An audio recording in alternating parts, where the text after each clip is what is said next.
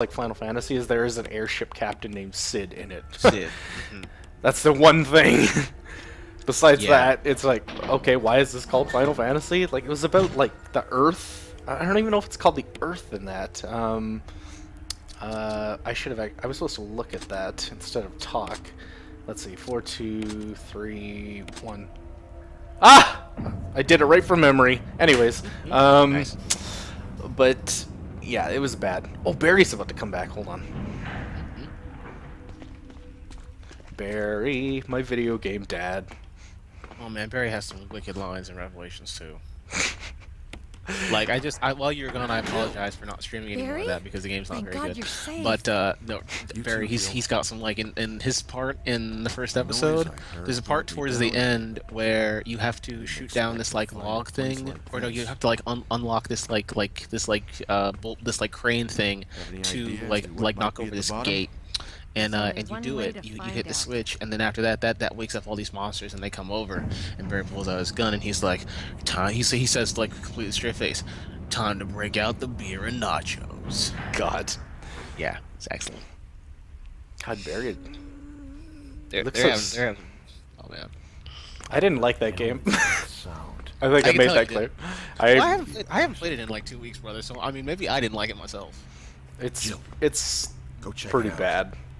I thought it It's was. not good. I tried playing it because I bought it because my friend was stay over here and we were so kind of you'll bored. So I'm like, why don't we escape buy when this because it's co-op and like playing like Barry's part co-op is so bad because one of you has to play the little girl that she can do is point, and it's that game is made so on the cheap.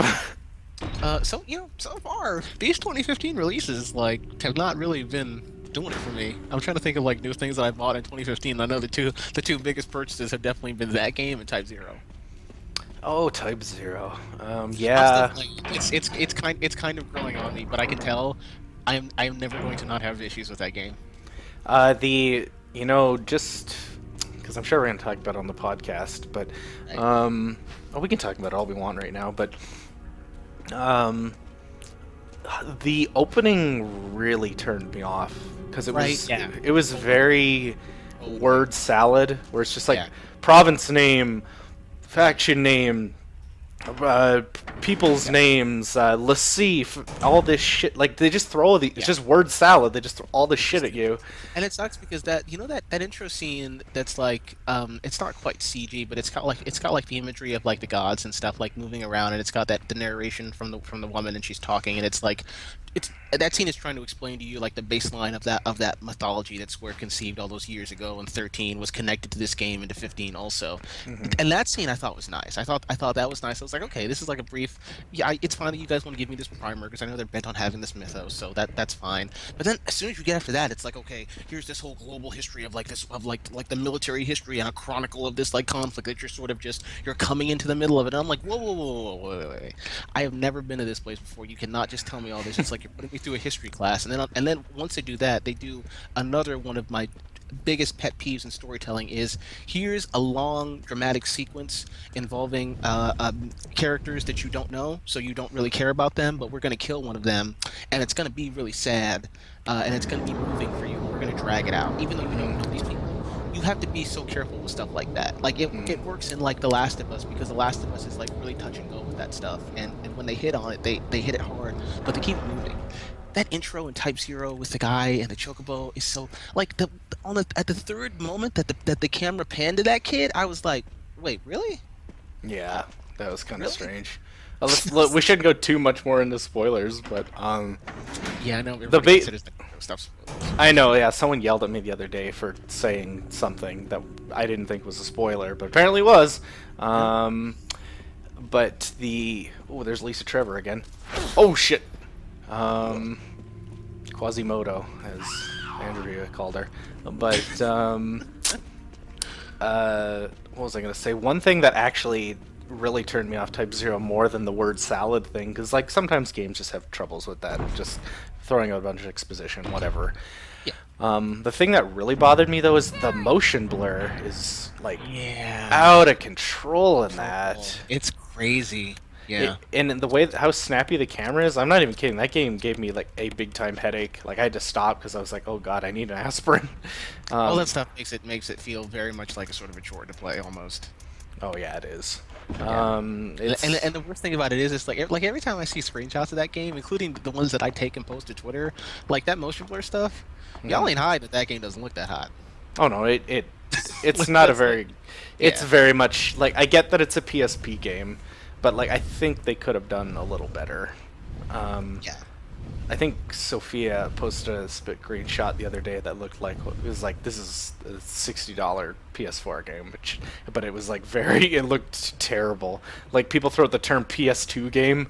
This actually did look like a It looked PS2. like a PS2 game. Yeah, I'm looking at how like low res like some of that hair and stuff looks like. It looks like almost like super basic models like built by students in Unity, Hmm. which I say from the place of experience. Like oh man, and it sucks especially because like when they first talked it up, they showed this like CG render of a scene, that was clearly not going to be in game. But I mean, it's still how you guys chose to like debut this thing, and they went to the trouble of saying like, yeah, we've rebuilt the whole game in like DirectX 11 and stuff, and it's like, honestly, you didn't rebuild much of this game when I have like short loads between every single room, and this school is like the area you're moving around. The school is just it's so low poly, and the frame rate isn't even 60 frames a second. I mean, it's like none of what I'm seeing in front of me strikes as like it's horribly taxing on performance. This whole school should be loaded in. These doors should like flip open. I mean, I know it's stuff that like and I say this is after coming off of like 90 hours combined of like Dragon Age. So yeah, I'm a little spoiled right now.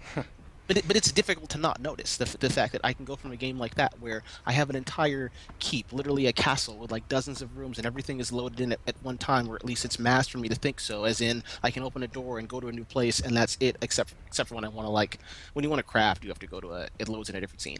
But Hmm. other than like two scenes in your whole castle, everything is there. But with Type Zero, it's like, okay, I gotta go outside, I gotta load, I gotta go to the airship dock, I gotta load, I gotta go to the next area, I gotta load. And they're short loads. They're like 2 or 3 seconds, but that stuff piles up and breaks the pace in this way that's just really annoying and feels like, oh man, this is moving really slowly. Yeah, exactly. Can you do a tweet for the stream? Yeah.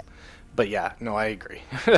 that they could have. Yeah, I thought that they should. There shouldn't be any load times at all in that. There shouldn't be fades in between each scene change, things like that.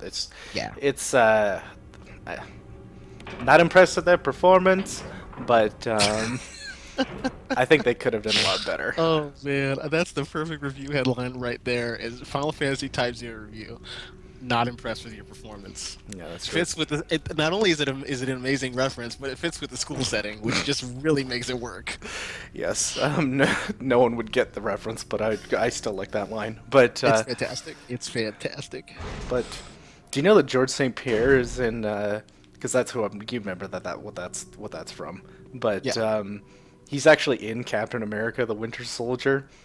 He uh, Oh, he fights Captain America, and he plays the Russian body, no, the French bodybuilder. I can't remember his name. He's in the Captain America comics. I don't know, something Baracus or something. I can't remember, okay. but I don't know. I haven't read any Captain America. he's pretty good in that. That's a pretty good movie, by the way. I still need to see that movie, and I can feel myself. I was going to watch it last month, and then I tried to rent it, and it's only on Amazon for like $15. Which at that point I was like, no, Amazon, I'm not going to give you $15 for this movie. I just want to see it one time. I don't want it that way. But I can feel myself like sucking it up and just paying for it pretty soon because now I'm reading Marvel stuff, and I have been wanting to see it for a minute. And I'm like, I came across a Hail Hydra reference in a book the other day, and I Hmm. don't want to read stuff with Winter Soldier. I would rather be introduced to all of that stuff in the film because I have heard that it's very good and gets into like like that's the reason I don't want to see that movie, so then I can like maybe get back into Shield because I've heard Shield's become a really good show in season 2. So yeah, I'll see it soon enough. I disagree with the people that say it's better than Days of Future Past, though. I like Days of Future Past way more than Captain America: Winter Soldier. Man, Days of Future Past is so good. I told you, it's like they made up for all of the other X-Men Everything, yeah. movies. It is crazy how how well paced that film is, how like legitimately it actually has like the way that the character relationships are portrayed. I thought First Class was good too. I thought First Class has problems. It's kind of goofy, like it's very Matthew Vaughn. If you've ever seen one of his films prior to that, it is Hmm. very Matthew Vaughn. A lot of those scenes have a sort of a hokiness to them that is like trademark to that guy. But when it's doing like the character relation stuff and it's like stopping to be kind of serious, it's pretty solid with that. Like that whole the relationships between X and the Beast and Mystique and Eric, all that stuff. I'm enjoying that stuff in that trilogy of films. They're pretty good. I actually don't care for First Class all that much, but like some things really take me out of it. Like once in a while, Michael Fassbender's Irish accent just comes through. I honestly don't even understand like like if Magneto's still German in those films, or if he is straight up because it's like Isn't he supposed to be they show Jewish? you they show you him in the concentration camp, but then 20 minutes later, Fassbender's totally Irish. Yeah, well, that he just is Irish. Like he is an Irishman, but Right, exactly. they, Yeah, I think by Days of Future Past, he finally like was able to get that under control. But yeah, he reined it in some. there's some parts of First Class where he's just like, I think at one point it's the point, you remember the point where they're on the beach and he's like going to stop all the he's going to chuck all the boats like missiles Uh-huh. and whatnot back Yeah, at them, totally. Yeah. and like he's like, I've been at the mercy of men just following orders. It's like, did you just turn into an Irishman suddenly? Once I got the scene, I was like, "Bro, you're not trying anymore. You got to this scene and you said, I'm done. I'm Yeah. casting out here." Oh man. Yeah. He's so good as Magneto in the in Days of Future Past though. Yeah. I was surprised. I was like, "Oh man, they finally made me be like, I don't know, like actually care for Hugh Jackman as Wolverine." Like through the whole thing, I was just like, I don't know why it took you guys this long, but this whole film is super super on point. Yeah. Yeah. Um, Apocalypse is gonna be fantastic. I'm pretty sure. oh, CJ's here. Hey, CJ. Yo, Um, thanks for joining us. for sure. But yeah, that I don't know what to think of Apocalypse, or what. Didn't they cast who Apocalypse is going, or who's going to play Apocalypse? Yeah, Oscar Isaac. What's he known for? He's been in smaller things. He's in Ex Machina, which is just now getting like a limited release. Um, I'm trying to think of something I'm pretty sure I've seen him in something, but everything I'm thinking of right now I haven't seen him in. But I know he's in Llewyn Davis. He was just last year. He was in American. What's it called? It's a crime movie with Jessica Chastain. I don't remember. He's more of an independent actor. I mean, he's in the same league of actors as Fassbender and James McAvoy and Jennifer Lawrence. Like they've been really good in casting those films and getting people that like do franchise things, but also are in like quote unquote serious films that are Hmm. you know good. He's a good actor. I think he'll be decent in that role because he's been in good stuff. He's Is been like he? Is he's not Egyptian, right? no, he is like he's like Guatemalan and something else. I only asked because the character Apocalypse is Egyptian. Egyptian. Yeah, no, it's not Egyptian. They're gonna do. I think Apocalypse. That character is like really alien looking though. Oh no, he's like blue. He's got like blue Yeah, lips and he's his skin's yeah. gray. Okay. Um, Apocalypse is like the X Men's like be all end all villain. Right. Aside from Onslaught, have you ever heard of Onslaught before? I don't think so. Onslaught was Marvel's attempt at making the ultimate villain for that universe, and someone can correct me. It was in the late '90s, um, and do you want? By the way, do you want to save Chris, or are we gonna bother? It won't take me much longer if we do. Yeah, you can. You may as well. Okay, I'll go get the stuff I need to save him. Anyways, Onslaught was, I think, someone is going to correct me, someone that knows comic books, but I'm pretty sure the story was Magneto uses his powers to rip the adamantium off of Wolverine's body, and we were up to 9 viewers for a second there. Where'd y'all go? Was that the X-Men talk? But he used his powers to rip the adamantium right off of. Oh shit! I already did this. Rip the adamantium off of Wolverine's bones, and in the process, I guess he was just trying really hard to do it, and in the process, Charles tries to use his like mind control to like take over Magneto and stop him, but Uh-huh. somehow their like emotions, it's like an anime moment. Their emotions got so heated where like Sailor Moon straight up where like they like fused into one being called Onslaught, who's just like No this way. all powerful demigod thing that like controls sentinels and like I don't even know what all of his powers are, but he's just it took like the entire Marvel universe to take him down, like all, and not just the X-Men, literally the entire Marvel universe. But most people said it was really terrible. He was Yeah, this actually sounds incredibly bad. it was really bad. I